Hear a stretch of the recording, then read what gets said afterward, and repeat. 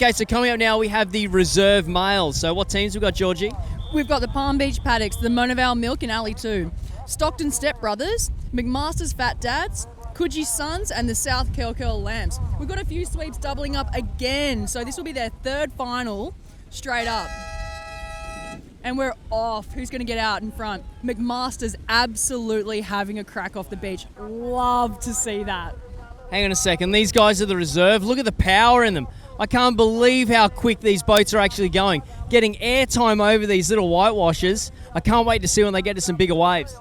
Yeah, I mean, it's pretty controversial, the reserve division, because a lot of these guys could really be rowing in A's. It is good to see them, though. Like, it's a big commitment to commit to training twice a day, working, family life and all that. So the reserve division gives people the ability to have a bit more balance and not take it so seriously. But I think as we see coming through the gate can, McMaster's is really lengthening out. See how low their stroke rate is. They're just really making the most, having this really strong wind and just getting those really long strokes in. I suppose technique is so important with rowing, isn't it?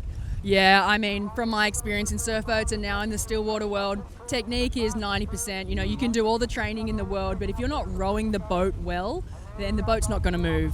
So yeah, having like a really strong connection when you put the blade in the water, keeping everything down low, using your legs, then your body, and then just the last bit of the stroke is your arms. And if you look around on the beach, and I know you were getting excited before, Simo, but a lot of these guys are pretty jacked up in their biceps, and you really need them to be spending a lot more time doing squats and lunges and not doing those beach weights.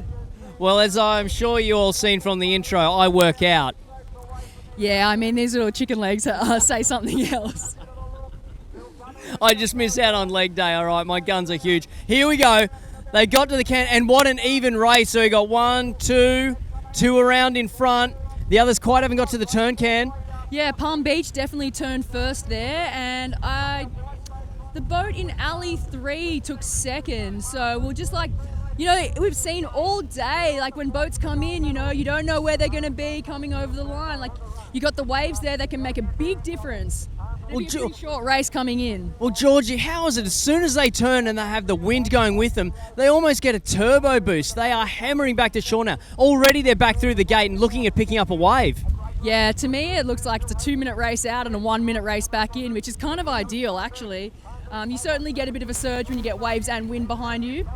And like we were saying before, you still need to row technically well. You need to be dropping that blade in, being connected. Oh, look at this. Pulling down that wave. Yeah, oh. He's just slewed it, and we've got Palm Beach still on the same wave going straight. Peter Spence held that wave really well in tricky conditions. And he's about a wave in front of the rest of the field. Yeah, what a race. Another awesome wave. He's done it again. That's 2 gold medals. Actually, Peter Spence. This is Peter Spence from Palm Beach. This is his third final and his third medal. I think he got a gold, silver, gold now. So really awesome. Like we were saying before, a really strong boat club. They really have a lot of depth in their juniors, and they've got a good culture down at their club that keeps them around there, and through, you've got under 23s, you've got reserves, you've got open crews, all doing well, all hitting the podium. So it's really awesome to see. Just won the reserves. Don't know why he's the reserves, because he's absolutely smashed that. Talk us through the race. The key was for us to try and get off the beach first and hopefully turn first, which we kind of did. We turned with Stockton, but we ran home pretty well, so it worked out well. You certainly did. As soon as you turned that can, you just took off. And you, my friend, you did nothing, and everyone seems to be patting you on the back. What's the go? Oh no, I just stand at the back and scream at them and encourage them. So yeah, that's my job. We're lucky to have the best sweep here. Lucky for that. There's no way you can say that he does nothing. Well, you see, I've got no idea. I identify as an IRB racer, so thank you for welcoming us in. I feel so proud.